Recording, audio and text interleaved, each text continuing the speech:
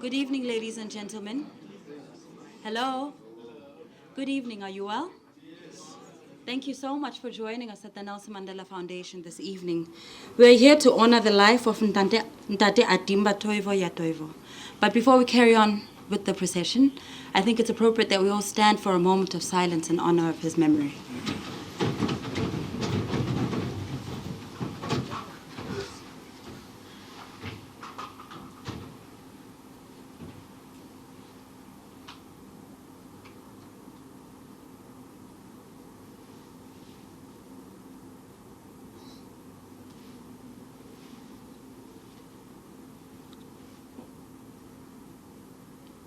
We may be seated.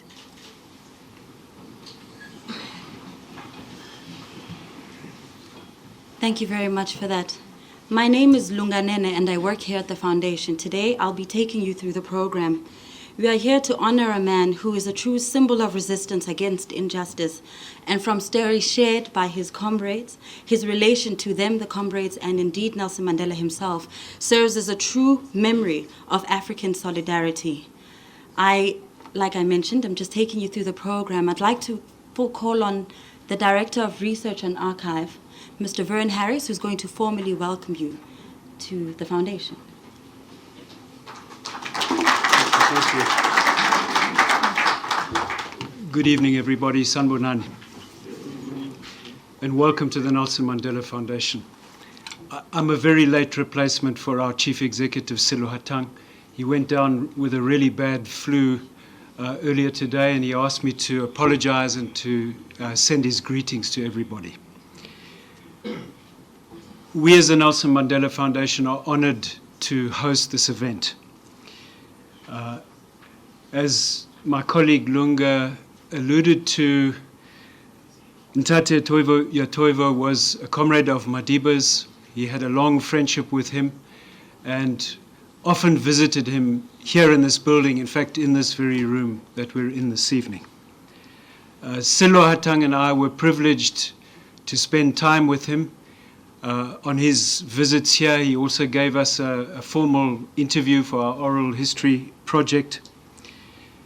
From those interactions with him, three things stand out in my memory, three qualities, three attributes of the human being.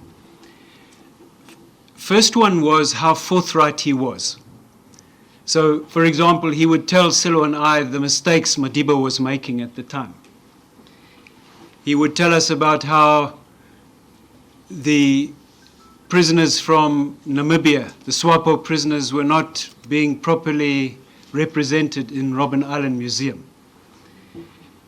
He would tell us how the South African government had not met its obligations to give copies of military records from the occupation to the Namibian government. In other words, he was not afraid to talk about difficult issues.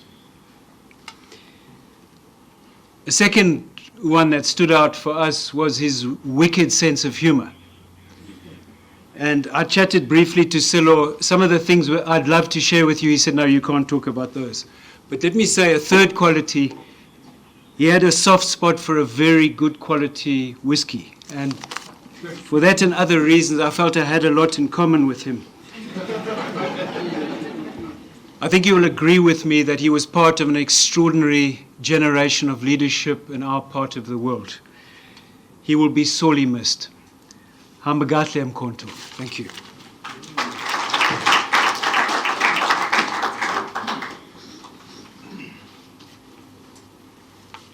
Thank you very much, Mr. Harris. As we go along in the program, we're going to read a few messages of support and recognize people who've joined us today. But before that, we'd like to please call someone who's a representative of the Namibian government, Mr. Veiko Ingwete. Excuse me, Ambassador, I apologize.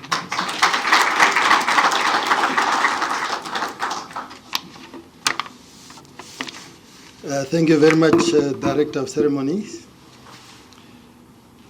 Honorable Your Excellency, Comrade Kgalema Motlanthe, former Deputy President of South Africa. President. I remember very well. My apology. Distinguished representatives of the Nelson Mandela Foundation, distinguished representatives of the ex-Robben Island Political Prisoners Association, our veterans and heroes of and heroines of our liberation movements, Your Excellencies, members of Diplomatic Corps, comrades and friends, ladies and gentlemen, on behalf of the bereaved family of the late Comrade Helman Andimba Toivo, the government and the people of Namibia, and indeed on behalf of the rank and files of the SWAPO Party, I wish to welcome you all on this solemn occasion in honor of the memory of our departed liberation struggle icon and revolutionary legend, Comrade Andimba Toivo, who passed away on the 9th of June 2017 at his house in Windhoek in Namibia. At this outset, I wish to express our deep gratitude and sincere appreciation to the Nelson Mandela Foundation, the ex-Robben Island Political Prisoners Association, and to all comrades and friends who have contributed to the successful organization of this memorial service.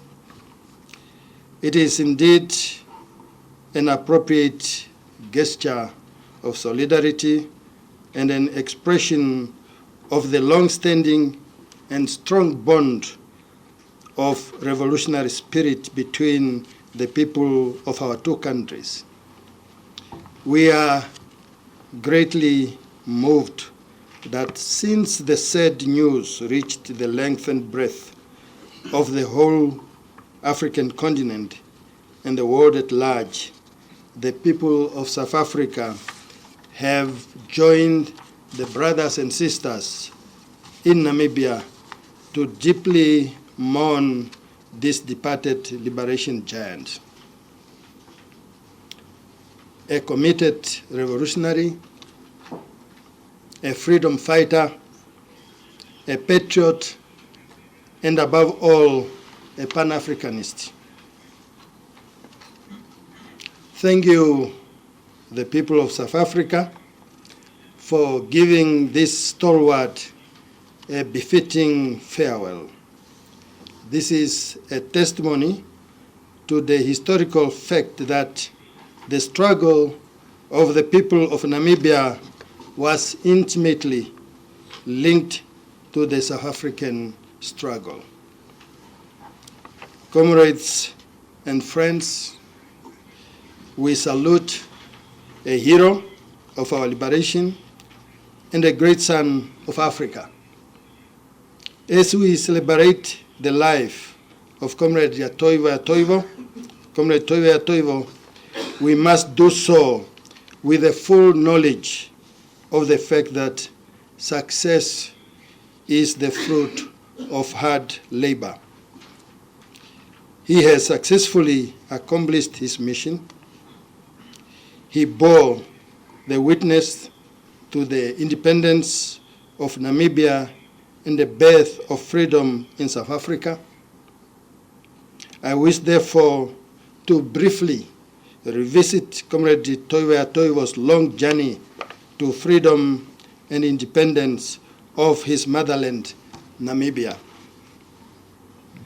In the meantime, I should mention that prior to the formation of our liberation movement, during the Second World War, he enrolled in the South African Native Military Corps in 1942 on the side of the Allied forces to fight against racism. After the end of the World War, he was demobilized from the South African Native Military Corps and returned then to Southwest Africa. He enrolled at the St. Mary's Anglican School at Ojimbo in the northern part of Namibia in 1945, where he was trained as a teacher. In 1951, Toivo came to South Africa with the aim of continuing his education. He initially worked for some time in mines at Witwatersrand. There were actually hundreds of migrant workers in South Africa from Southwest Africa. In 1952, Toivo arrived in Cape Town with some of his Namibian compatriots. In 1954, while in Cape Town, he joined the Modern Youth Society, a multicultural, political, and social youth group. He interacted with South African political vibrants such as Dennis Goldberg, Albie Sachs, Ben Turoko, Esme Boldenstein, Rai Simon, and many other progressive forces. This was surely the time when Comrade Toivo's political worldview were formed and consolidated. In 1957, Comrade Toivo joined the African National Congress. Don't ask me whether he ever resigned.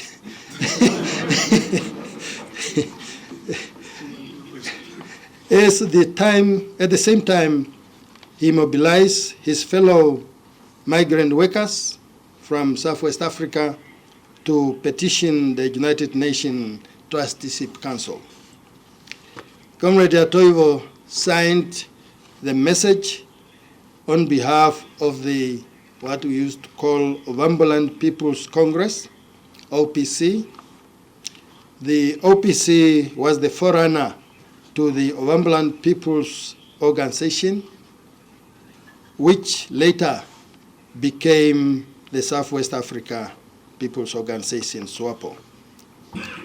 All these developments prompted the South African apartheid regime to give Comrade Toivo 72 hours to leave South Africa in December 1958.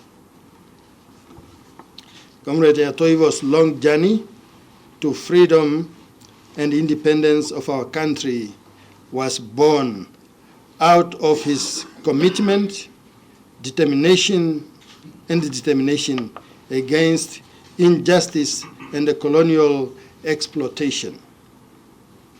He was indeed a man of vision for a free democratic motherland that he, for sure, and together with the rest of Namibian compatriots, decided to fight for the liberation of our country from colonization and apartheid oppression.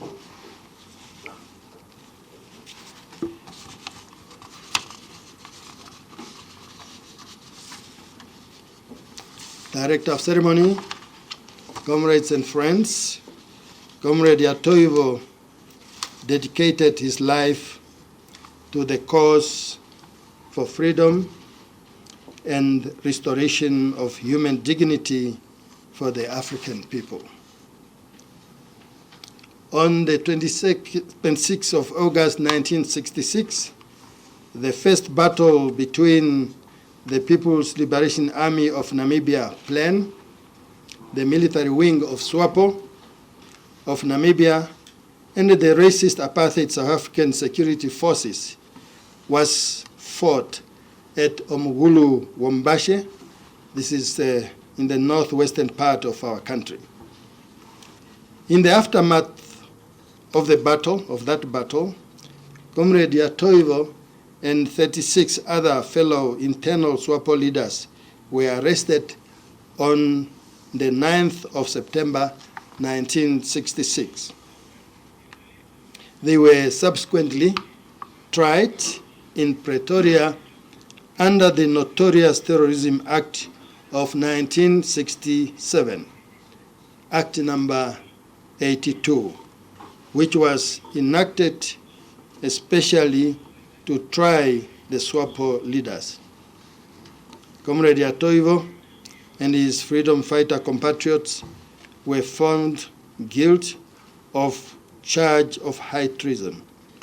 On 9th of September 1968, Comrade Toivo and his comrade were sentenced to long-term imprisonment at Robben Island.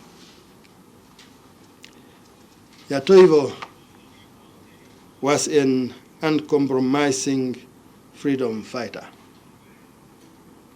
Throughout the long years of our liberation struggle, Comrade Toivo maintained the principle he articulated in the Pretoria Supreme Court during his trial in 1968, where he told Judge Ludolf, and I quote, "I am a loyal Namibian, and I would not betray my people to their enemies." He further pointed out, "I know that the struggle will be long and bitter. I also know that my people will wage that struggle, whatever the cost." Unquote. Comrades and friends, I will not attempt to talk about Comrade Toivo's imprisonment on Robben Island, where he spent 16 years, together with Comrade Nelson Mandela, Albert Sisulu, and all other heroes and veterans of the liberation struggle for Namibia and South Africa. Comrade former President, I will leave that to you, since you were together with him at that notorious prison. After the achievement of our independence, Comrade Toivo continued to immensely contribute to the nation building and socio-economic development of Namibia. Apart from being a member of Parliament, he was also appointed to various government portfolios that included Minister of Mines and Energy, Minister of Labor, and the Minister of Prison and Correctional Services. Until his sudden death, he was the chairman of the Namibia-Cuban Friendship Association, which he helped to form and to mobilize solidarity with the people of Cuba against the cruel economic embargo. I wish to conclude, comrades and friends, by saying that Comrade Andimba Toivo has successfully completed his mission. He left us with a vivid example of commitment, dedication, and his selfless sacrifice for his motherland Namibia will be forever cherished for many generations to come. Comrade Toivo's name will remain a living source of inspiration to us all because it occupies a proud place among those of the fallen heroes and heroines of our liberation struggle for freedom and independence of both Namibia, South Africa, and our African continent at large. Go well, Comrade Helman Andimba Toivo Yatoivo, and I thank you.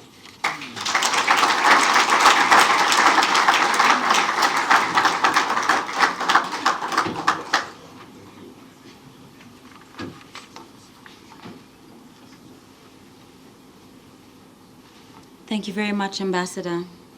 Since the passing last week, the Foundation, together with the Ex-Political Prisoners Committee, have received numerous messages of support. So this is just to recognize that we will make sure to send forward to the family messages from the Cuban Embassy, the Embassy of Zimbabwe, the Embassy of Namibia, and Friends of Cuba. Any great life will always inspire some level of art to express appreciation of it. And today we have luck in that we have a poem that's been prepared to honor the life that we are all here to celebrate today. So if I could please call Mr. Muraka to please come up and share his poetry with us. Thank you, thank you, thank you, thank you, thank you. Thank you very much, Program Director. President Comrade Kgalema Motlanthe, Ambassador of Namibia, Comrade Veiko Kiwete, Comrade Ambassador Carlos from Cuba, Diboshwa, Mapantiti, Kwedela, Bonke, I can see you, Comrade Peter Paul, Comrade Speech, Comrade Terra, Comrade Tokyo. I repeat again, Comrade President Motlanthe, also a former Ms. Boshwa. All ex-political prisoners, veterans, stalwarts, friends, comrades, ladies and gentlemen.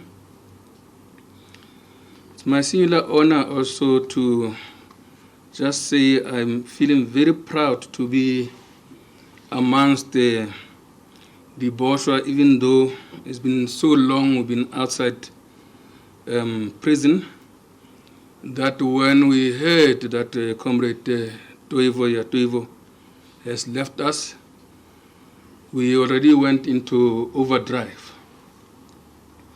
An idea hit us that we should approach the Nelson Mandela Foundation, Kgalema Motlanthe Foundation, Ahmed Kathrada Foundation, principally because their chief patrons are fellow ex-political prisoners with Comrade Toivo.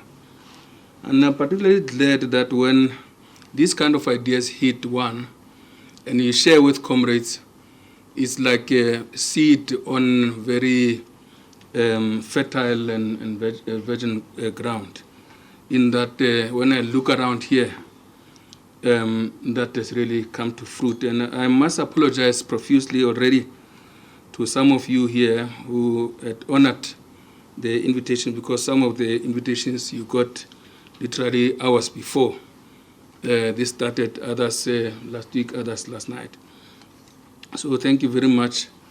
I must thank in advance also National Secretary Comrade Mpoma Semola here, and also Comrade Sillo Hatang of the foundation here, and all the comrades here who have been very helpful, the program director, Comrade Lee, and others from the foundation. Comrade Sillo Mahabane, at about 12 midnight, he sent me an SMS, very worried that Comrade Kgalema is going to address only about 10 people here. And he was already down with flu, and we assured him that the opposite is going to be true. I was hit with this poem when Comrade Andimba bid us farewell. It's titled Hope for Africa. For Comrade Andimba Toivo ya Toivo. From the heart of hope sprang a yearning for freedom's soul, to unburden Africa of her cries endless, and plant joy and equality everywhere. Decimation of your people you abhorred. Deportation you resisted but endured. Organization was your lifeblood to the end. Freedom, your birthright, you fought to reign. As we bid you this farewell, fellow prisoner, we dare not betray your mission, freedom fighter. Africa's wounds need your caring hands still, people's healer. Governance, your prized goal for all, here and far. Rest in power, Comrade Toivo, till all our people are free. Your spirit in us all lives, banishing all that bring us any sorrow. Go well, our hope of hope. We yearn for your pearls of wisdom, as you will with our earlier ancestors confer, to hasten Africa's bountiful rebirth. Thank you.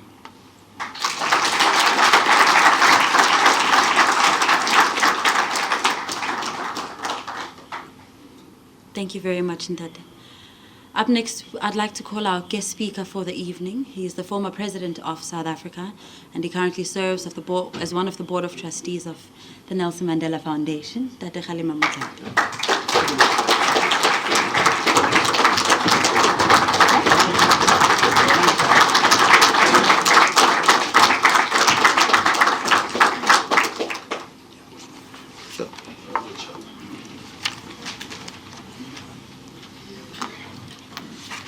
Thank you very much, Lunga. dear daughter, thank you very much for your kind words of welcome. Your Excellencies, ambassadors of Namibia and Cuba here present with us this evening, the veterans of our movement, distinguished guests, the ex-political prisoners here present,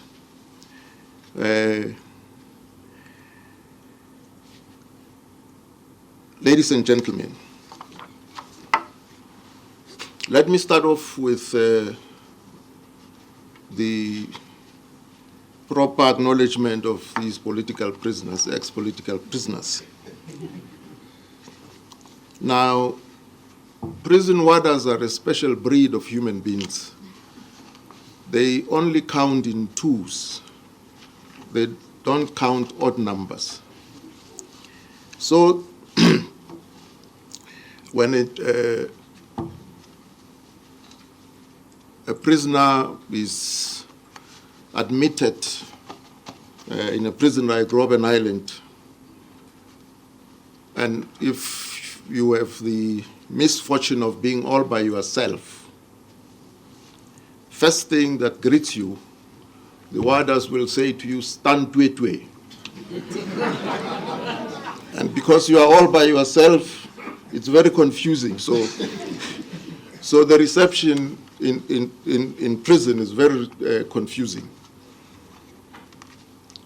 And of course, it is the duty and responsibility of those who know the lay of the land to help these prisoners to recover, from the confusion, of course. and that continues even when they wake you up in the morning. You have to all stand twe. And as they count, when he's in the middle, if any of the prisoners greet him and say, "More Sasant," that's it, lights out. He's got to go and start again, afresh. And pretend that he's very angry, so that even when they smile with him and say, Sasant, he will not respond at all, because that confuses him. But we are gathered here this evening to pay tribute to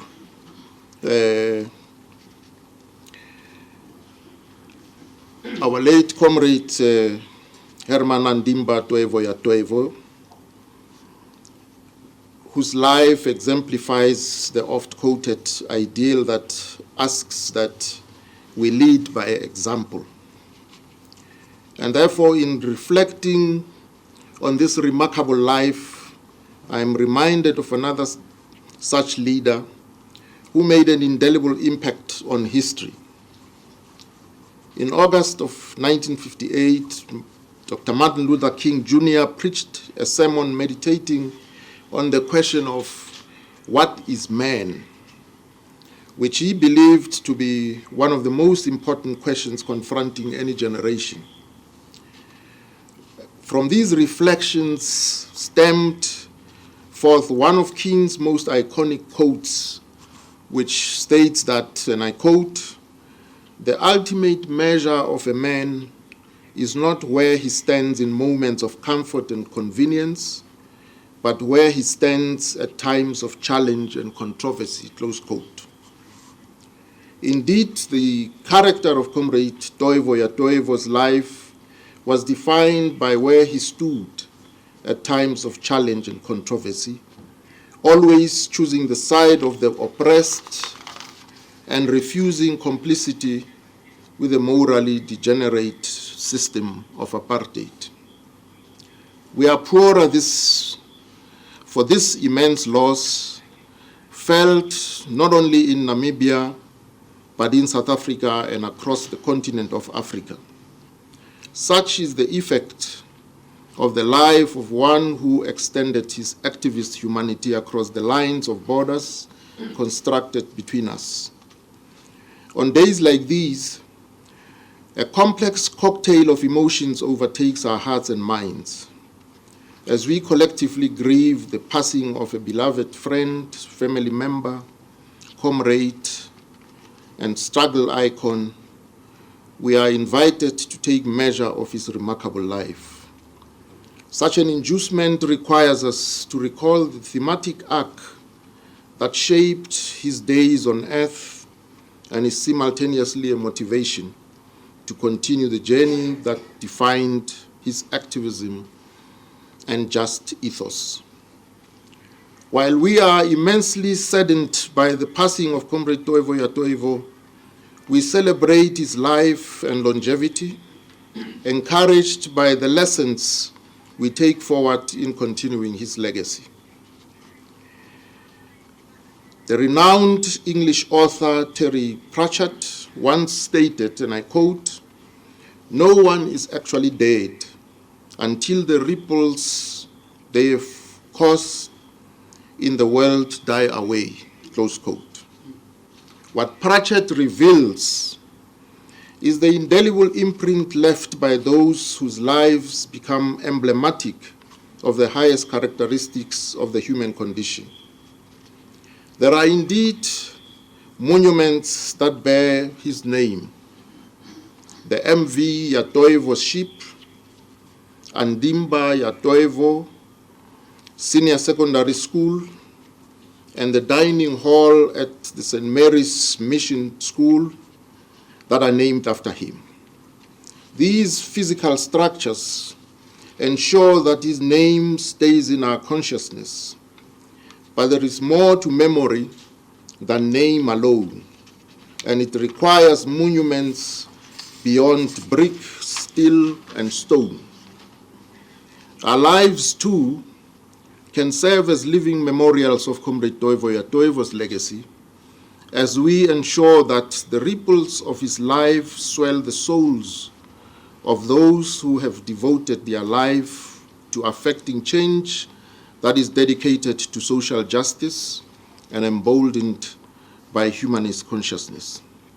In our attempts to do so, we are required to recall the vision and ideals that inspired his commitment to improving both the human condition and the material lives of the oppressed.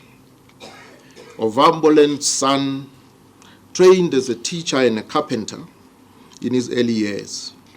In reflecting on this, a metaphoric angle appears between his interest in such a trade and the activism that would overtake his daily life. Some people are gifted with the ability to both see the reality in front of them and imagine the transformed shape that it could take in future. For Comrade Toivo, a piece of wood was a potential table or chair, in the same way that an oppressive reality held within it the possibility of liberation from its shackles. A commitment to such a visionary existence requires remarkable fidelity to an alternate vision for the future. While there are less obstacles that lie in the way of changing the condition of a piece of wood as opposed to the material conditions of an oppressive society, they both require the acknowledgement that such change is both possible and that your own hand has a role to play in its achievement. Such a society awaited Comrade Toivo when he reached South Africa in 1951. However, rather than shying away from the commitments necessary to alter its conditions, he quickly joined the trade union and political movements, including the Modern Youth Society and the African National Congress, belonging to the same branch as luminaries such as Dennis Goldberg, Albie Sachs, and Sandi Sijaki. Due to South Africa's mandate from the League of Nations following the defeat of Namibia's colonizing power, Germany, in the First World War, this mandate, which was given to South Africa to help Namibia prepare for its independence, was betrayed as South Africa reneged on this undertaking as it sought to enhance its power through perpetual overlordship of Namibia. In this way, black Namibians came under South Africa's political oppression and thus shared similar political experience with oppressed South Africans. In this way, Comrade Toivo was one of us, dedicated to the interconnected struggles for liberation in both his native Namibia and on our soil. He exemplifies profoundly humanist act of understanding our connection to our nation's journeys across borders. The actions that accompany such an understanding would lead to his imprisonment on Robben Island for 16 years, thus becoming Namibia's longest-serving political prisoner under apartheid. In the state versus Duadeleni and 36 others, Comrade Toivo, accused number 21, was convicted of treason under the Terrorism Act and the Suppression of Communism Act, which were retrospectively amended to try the Namibians under the depraved South African legal system. Held incommunicado under Section 6 of the Terrorism Act, which allowed for 180 days of detention without trial, Toivo and his 36 fellow detainees were subjected to the severest torture imaginable by the security police, who were guaranteed immunity as well as unfettered and unchecked powers. Now, Section 6 of the Terrorism Act was a sequel to the 90-day detention act, which was introduced earlier after the banning of the ANC and the PAC. It allowed the security police to detain you incommunicado for 180 days, which is 6 months. And therefore, they could torture you, do as they wish with you, with the full knowledge that you would have no access and no contact to anybody outside of the circle of security police. And having tortured you that much, they would take you to the government mortuary for medical treatment. Government mortuary because, in a sense, they were really ready to declare you a dead body if you, were resisting. But Comrade Toivo was tortured severely, and so were his fellow Namibian comrades. Comrade Emmanuel Shifidi, Comrade Caleb Chipaura, Comrade Joseph Chiwete, Comrade Tatakulu Duadeleni, Comrade Tatakulu Itika, all of them. And of course, he was confined to the single cell section, which was a B section. I won't give you a layout of Robben Island, but that's where the Rivonia trialists were kept. So he was in that section. The rest of his comrades were in D section. And therefore were able to interact with all of us in the main sections. So upon entering prison after his trial, at this trial, he is quoted as having said that the struggle will be long and bitter, but I also know that my people will wage that struggle, whatever the cost. Therefore, he intimately knew what we now retrospectively discern. While the costs might be great, the rewards of following the most honorable path are even greater. There are many words that have been used to describe him: steadfast, resolute, and iconic. Comrade Toivo possessed an incisive mind, sharp tongue, unshakable spirit. When speaking of him, his fellow prisoners often attest to his unfaltering character.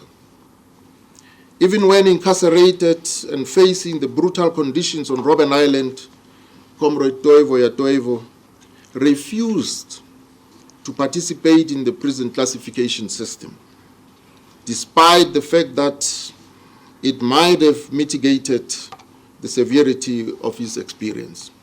Now, classification system is used by prisons to classify and grade prisoners.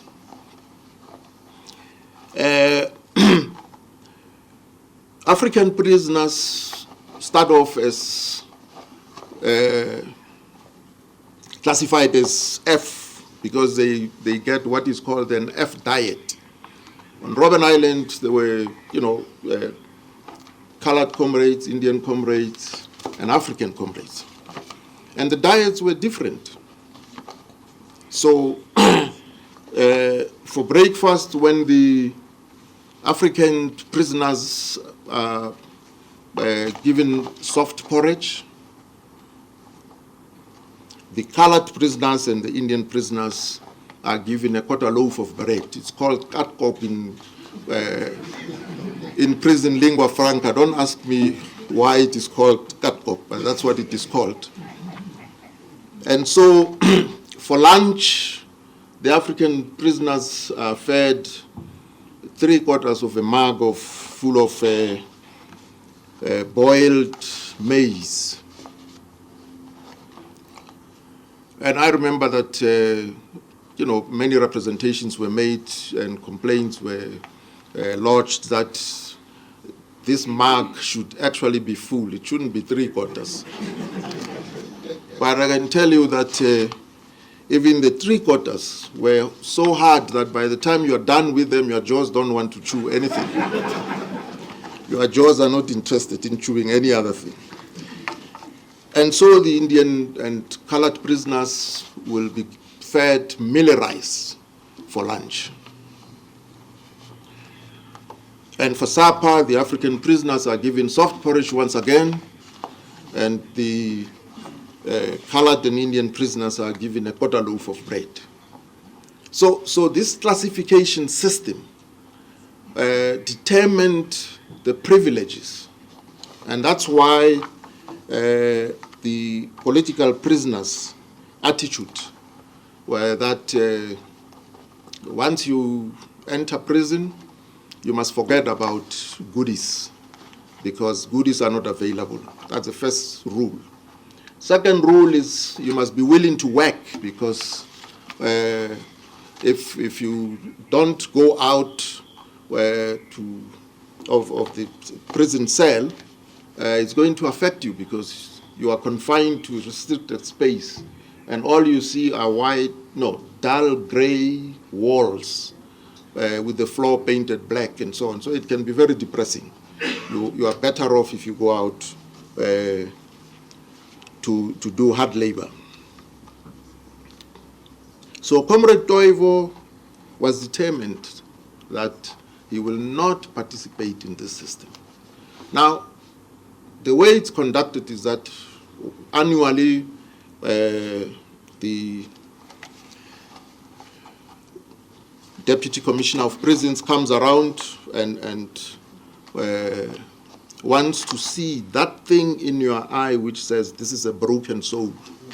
Yeah, if he doesn't see that thing in your eye which says that, then you will not be graded. Grading determined the number of letters you were entitled to receive per month and the number of letters you were entitled to send out per month.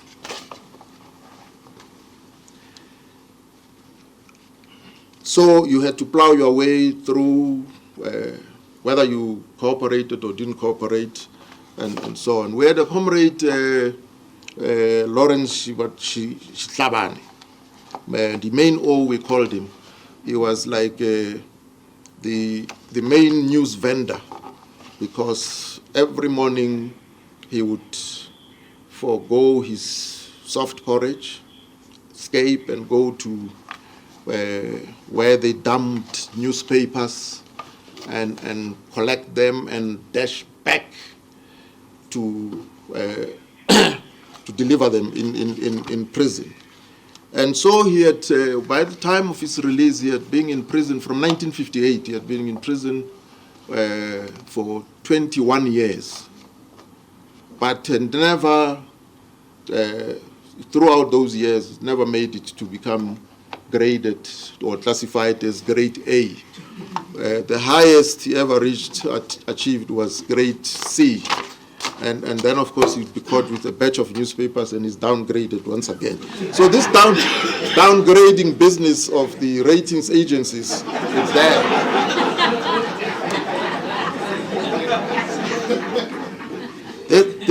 This is what Comrade Toivo was not prepared to participate. You stand there, not respond to questions or anything, go back to his cell.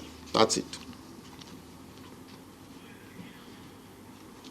He chose instead to continue on the path he set out when he spoke from within the courthouse that imprisoned him, rebutting the claim that South African government had legitimacy over him and his fellow Namibians through his defiant actions even on the island. Participating in a rotten system based on moral bankruptcy was inconceivable for a man who built his life and character on the highest ethical principles. His fellow prisoner, former President Nelson Mandela, is quoted as saying, and I quote, "He didn't care to be promoted, and he wouldn't cooperate with the authorities at all in almost everything. He was quite militant," close quote. These contemporaries, Nelson Mandela and Toivo, were united not only in their shared prison days on Robben Island, but also in their resolute commitment to the ideals that they were willing to die for. They stand elevated in our consciousness, forever held in high regard amongst those who refuse to accept the status quo and are willing to break their backs and risk their lives to see a new dawn, even when others appear to believe that such a dawn is a mirage or an impossibility. Part of doing justice to the memory of men and women of this order, however, is allowing their humanity to include a requisite complexity in the narratives that we build in their honor. While worthy of veneration, during their time on earth, they ask that we not commit them to the ranks of saints, nor view them above the fallibility of our human conditions. Like Mandela, Comrade Toivo noted that the difference is in our commitment to working on our faults and amending our flaws. He is quoted as saying, and I quote, "Progress is something we shall have to struggle and work for, and I believe that the only way in which we shall be able and fit to secure that progress is to learn from our own experience and mistakes, close quote. Indeed, he reached the pinnacle of such progress in political terms. The founder of SWAPO and also at some point the Secretary General of SWAPO saw his dream of liberation from South African rule realized in 1990. Incidentally, the dawn of Namibian freedom was on the 21st of March 1990, exactly 30 years after the Sharpeville massacre. But just to illustrate how resolute and obstinate Andimba was, on the 29th of February 1984, he was informed that he was to be released, that there was a helicopter waiting to take him to Namibia. And he refused to leave.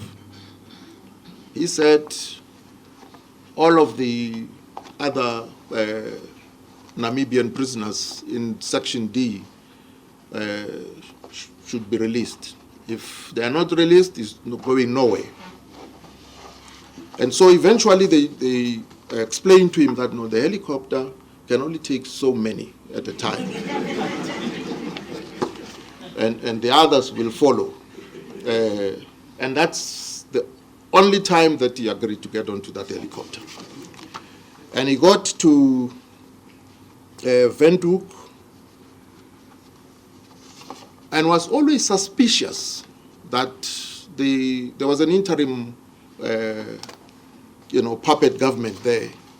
He was always suspicious that they were up to no good working with South Africans. And of course, a former head of prison called Prince, I remember his name, was transferred to Namibia. By simply having worked on Robben Island with the Namibian prisoners, he was now an expert on all of them. So he was transferred there as an expert. And they then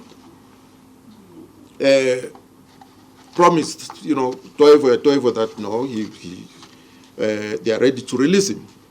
And he said, no, I'm going nowhere. I'm still left with 4 years to complete my sentence. I'm ready to complete it.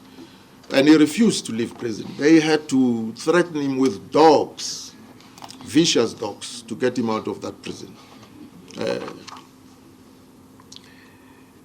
So eventually, on the 6th of May, he was released, and his immediate response was to get right back into the work of SWAPO. Now, in these troubled times, where unity of the African people is of prime importance, yet, ironically, xenophobia continues to be a scourge blighting our connection to each other, it is critical to remember that our fellow Africans both lived under apartheid's policies, ruled by its oppressive prescripts, and suffering similar human rights violations, and were committed to our struggle for liberation. These are the times of which we are reminded of Comrade Toivo's Pan-Africanist ethos, which requires that we consider both what shape unity will take on our continent and what it demands from us in embarking on a shared vision for Africa's future. Our destinies have long been indivisible. This future is unmistakably a shared one, which will take a concerted effort to attain. The peoples of South Africa and Namibia are thus irrevocably connected. As our great leader Oliver Tambo once remarked in an address to SWAPO, and I quote, "By your actions you have forged bonds of unity between yourselves and us, the people of Namibia and the people of South Africa. bonds of brotherhood and comradeship forged in blood, and for that reason indissoluble. This was also demonstrated by the incarceration together of the leaders of our revolution, amongst them Herman Toivo ya Toivo, close quote. Comrade Toivo ya Toivo will be remembered as a freedom fighter who was committed to achieving better conditions for his fellow Namibians and South Africans, a man not obsessed with achieving rank in society, but on improving society such that the experience of equality and freedom is afforded to all, regardless of position. His life was lived with the servant leadership ethos that permeated through every space and political office that he occupied. In the general conduct of the struggle for human freedom, there are two categories of fighters: those who stay the course and those who betray the cause. Toivo ya Toivo fell in the category of freedom fighters who were stilled by the struggle. His life is better captured by the following memorable passage from the novel Steel and Slag by the Russian writer Popov, and I quote, "In the heat of struggle, men become men of steel, or disintegrate into cowards and traitors to end on the slag heap," close quote.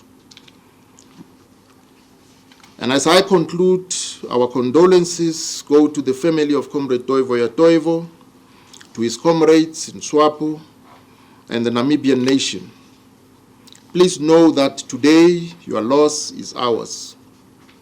Across two countries, Toivo ya Toivo proved that no condition is ever stagnant. No reality is too overwhelming to imagine change.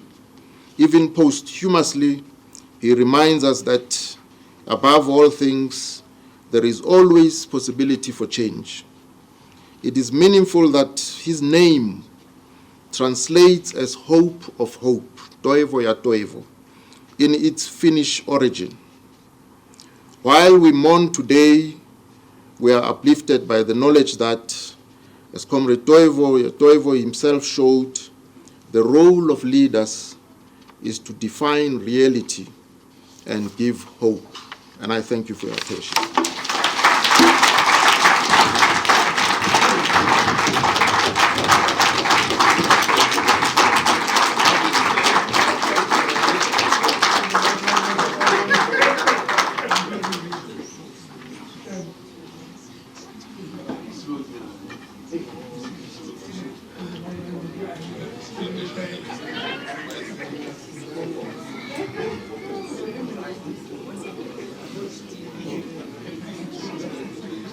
Thank you very much, Ntate Motlanthe. We are nearing the end, towards the end of our program. So before I call on our speaker to give the vote of thanks, I'd like to recognize and thank on the behalf of the foundation the rest of the people who sent messages of support. Ntate Laluchiba, Mayor Barbara Hogan, the African Nationalist Congress, COSATU, SACP, and Lieutenant General Norman Yengeni. Just to note that when we are down here, there are refreshments for you downstairs, so please don't leave immediately. In closing, I'd like to call Ndate Mpo Masimula to close and give votes of thanks.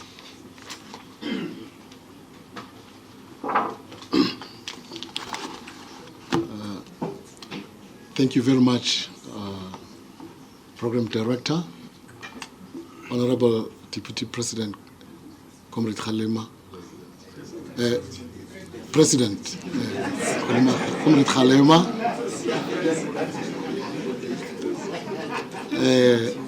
and all the Nelson Mandela Foundation.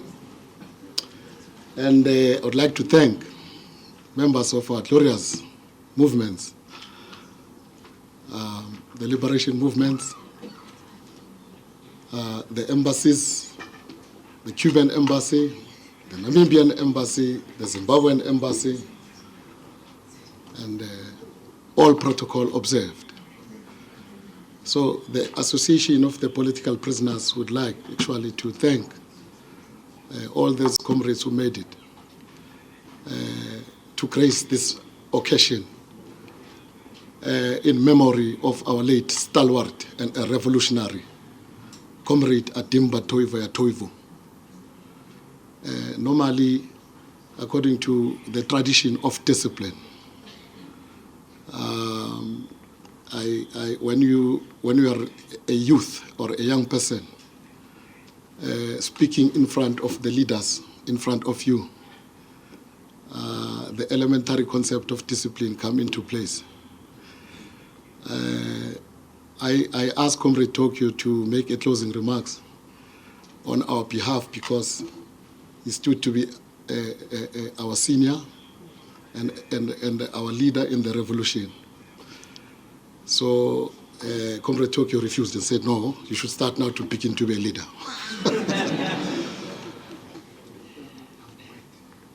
Yeah, I would like to thank Comrade Terrell Kota, Comrade Peter Paul, and all the comrades, General Yengeni and Comrade Paul Langa. Yes, I would like to tell you that we had a task team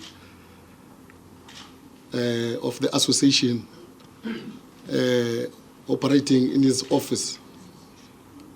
He called that office a war room. You know why does he call it a war room? Because we are in preparation of the second reunion of all political prisoners in Robben Island. All the programs are in place. We would like now the association appeals very much to the comrades, senior comrades who started this association, Comrade Tokyo, Comrade Terra, and Peter Paul. We would like all actually, and those that are in business, to come into the fore and assist the association so that we can start now to prepare the logistical arrangements on our road to Robben Island. The date was set as forth on the 24th of September. All the political prisoners will be going to Robben Island. The main objective of doing that was that to go and reflect about what happened since our release from 23 years ago. All the material conditions that you see today, the socio-economic issues that are affecting political prisoners and the community of South Africa at large, the social transformation, and a lot of debates will be communicated to you in due course. And also,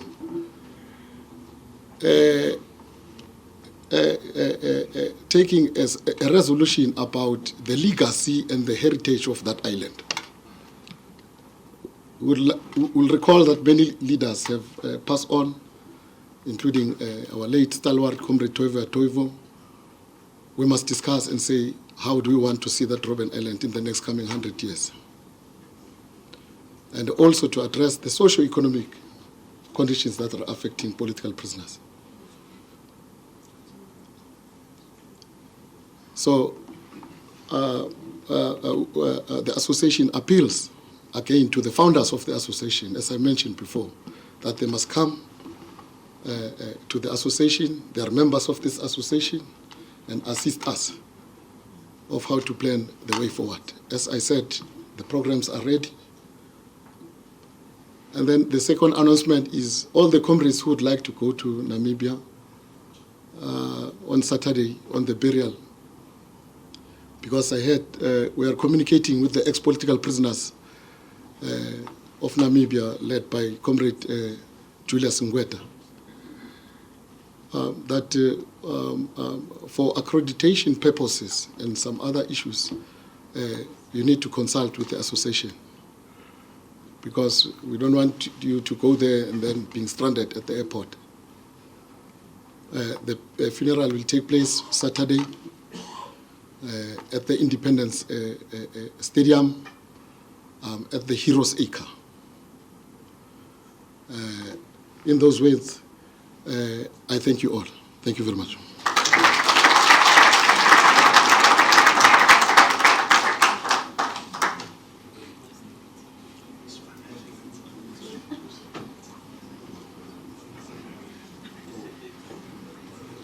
Thank you very much. Once again, thank you so much for joining us this evening. This does bring a close to today's event, so we can all go downstairs.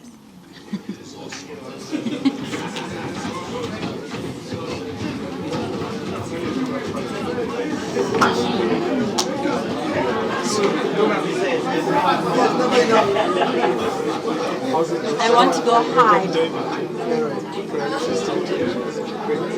Yes, for sure. Yeah, for sure. If taking it, before, did you change? I sent someone to change it. Oh yeah, downstairs. I'll find it downstairs. This feeling in my arm is what I've read of how strokes begin.